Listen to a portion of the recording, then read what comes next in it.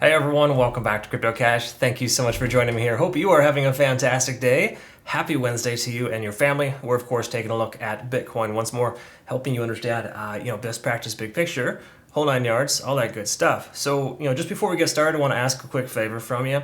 If you could follow me on social media down below, link in the description below rather. Greatly appreciate that. I'm trying to build that social media presence and kind of get you guys what you want, because I get a lot of requests for certain things and I want to make sure to get you consistent updates as well. And just be sure to check that out in your own time. And obviously you want to become a better trader, CryptoCache.tech is a site. Link in the description below to become obviously just generally better. My community is phenomenal. They've done super well for themselves. I mean, Blessed Acres, bless his heart, he's actually our member of the week.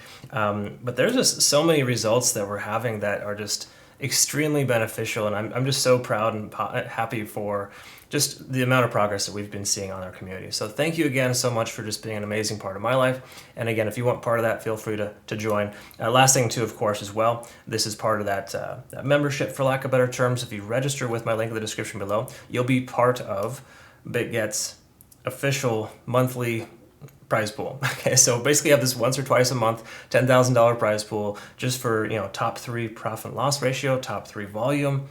It's really easy to qualify. All you got to do is trade. Okay, you want to use the best exchange possible. That's Bitget for you. They are my favorite, hands down, by far. Just amazing level 2 data, quick in and out. If you're a day trader, you have to start using it because it works phenomenally well for adjusting your stop losses on the fly. You can just click and drag. It's so cool.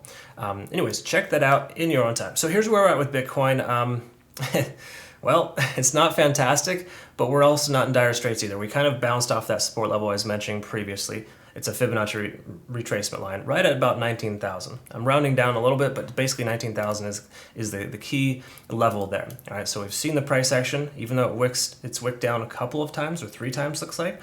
In this last week and a half, we haven't seen it close below 19,000. So it's a very positive sign, okay? That tells me we have a lot of buying pressure there as well. And if we take a look at the volume profile, you can see we're accumulating the most amount of volume at that price point. So that does reiterate itself as a tentative support level. And of course I say tentative because there's no guarantees. All supports will eventually be broken one way or the other, right?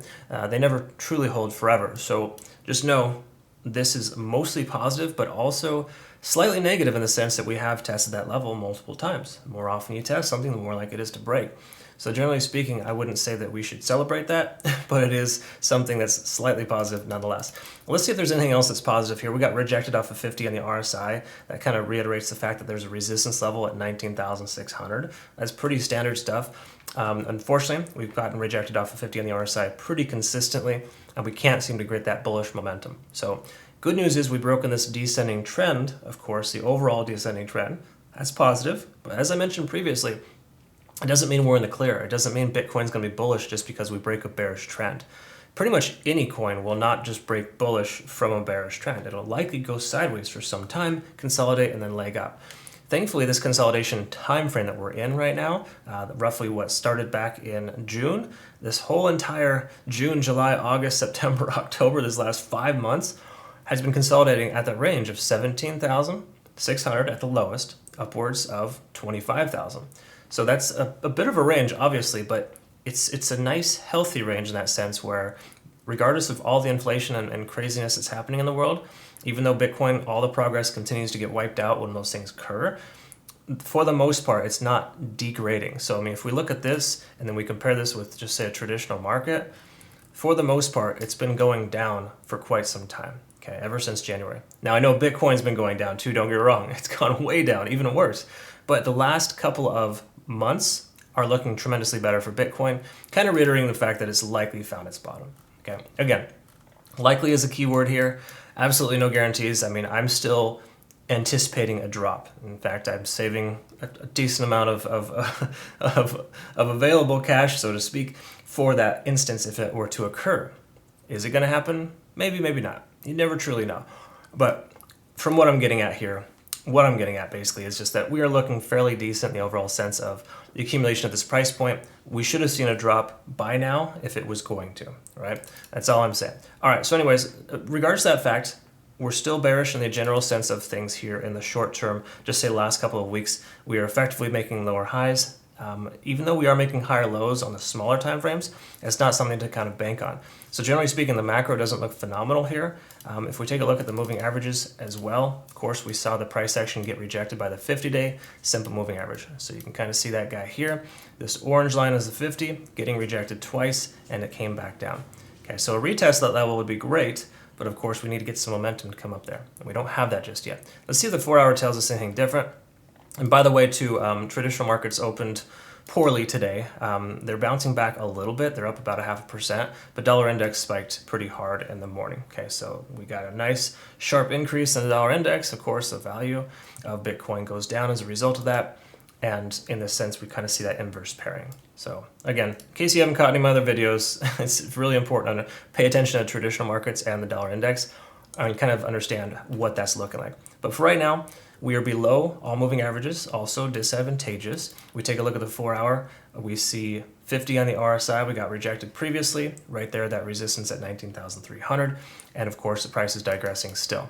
We've also got an increase in oscillator here, essentially, where the price actually continues to go lower, and of course that convergence, or divergence rather, is occurring stronger. So generally speaking, we've got literally, I mean, if you just take the 3 indicators we just covered, or just generally kind of add them together, we've got 3 out of 3 or 4 out of 4 reasons not to take a long position because there's no confirmation yet.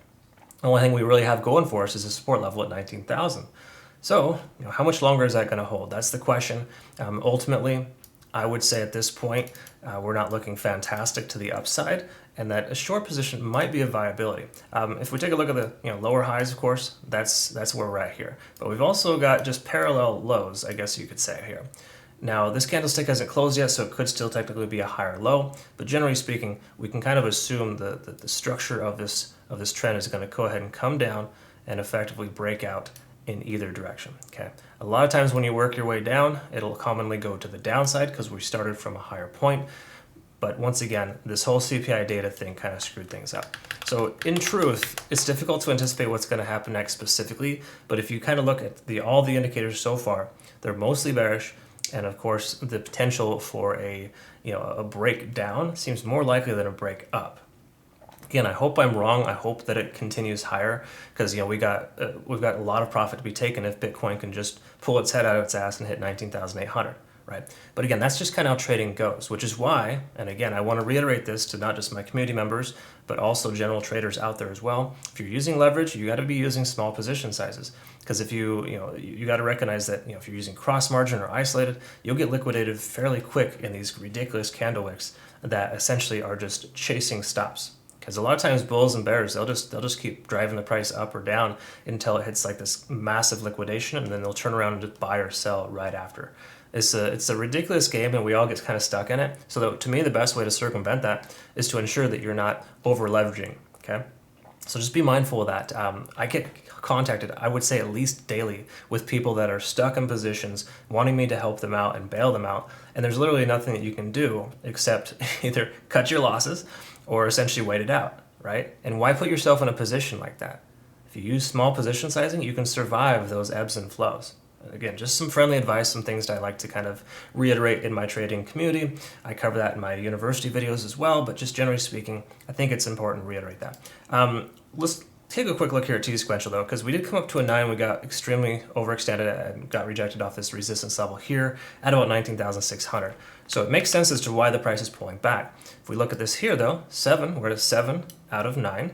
In other words, we have that's like 28 hours to 30 hours almost in the same direction. And that essentially is continuing lower. So in the last, day and a half, we've seen bearish momentum. Obviously, we see that. But generally speaking, what I'm getting at here is with us being at a 7, the likelihood of a pullback or a turnaround to the upside is higher. Because if you take a look at this here, Bitcoin has been utilizing or just hitting these exhaustive states consistently. If we take a look here previously, all the way down to a 9, consolidation, drop down to another 9. We have this funky CPI data that shot up and back down, but it came down to a 9 and back up to another 9. And now we're down to a 7. So what's to stop Bitcoin from going bearish for the next 8 hours to fulfill that 9 on TD sequential and bounce from there? Seems pretty likely, right? Keep in mind, a bounce isn't guaranteed, but it's more likely than consolidation at this time based on the fact that we are consolidating in a nice support level. We have a lot of volume at 19,000, and we're in this position where the price action should and likely could continue higher. Again, all the signs are bearish, but if you go on overextension alone, we're looking like there is a decent chance of a recovery. Let's see if that translates also on the hourly and kind of see where we're at here. We have some consistency in the sense that we're hitting 8s, and we previously hit a 9 and another 9 there, so obviously we got overextended. We hit 2 9s in a row. Price came back down, rejected off that resistance level. We hit an 8 recently here, and now we're down to a 4. So not a tremendous amount of consistency there, regardless of the fact that we hit previous 9s. To the downside, we're not getting this over-exhaustive state. If we take a look at the volume weighted average price, while the price is shooting outside the standard deviation, and they're very large candlesticks, they're correcting themselves fairly nicely. Okay. So what that all basically means is that, we're not in terrible shape, but it doesn't look great. It's funny because I like to say, contradictory things. And by the way, I don't like to say it. It's not like what I choose to do. It's just that, Bitcoin trading in general has a lot of contradictions, right? And sometimes you'll have this 50-50 potential of it going up or down, and that's just the way that it works. And in those cases, I don't recommend taking a position. Right now, we have mostly bearish signs, so a short would seem a lot more viable than a long. However, I want to urge you to be cautious there because based on TD sequential, we're overextended on the 4-hour. Probably another 8 hours consolidation sideways and then back up again. That's my speculation because we were mostly range bound.